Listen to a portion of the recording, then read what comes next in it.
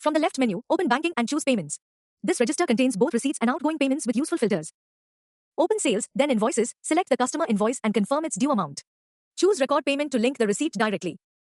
Confirm the customer, enter the actual amount received and transaction date, then choose Cash, Bank, UPI, Cheque or Card to match the evidence. Cash uses cash in hand. Bank, UPI, Cheque and Card require the correct bank ledger. Enter a receipt reference, select auto-allocate, and verify the full 2,832 is assigned to the intended invoice.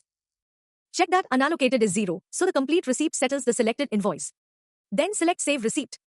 Confirm receipt PAY/2026/27/0001, recorded status, cash in hand, reference, amount, 0, unallocated balance and a linked invoice. The receipt debits cash in hand for 2,832 and credits accounts receivable for the same amount. PDF and print are available. Voiding reverses the ledger entry and restores the invoice balance.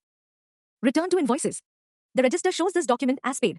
Open it and confirm paid 2,832 and due 0. The sales and GST posting remains, only the customer receivable is settled.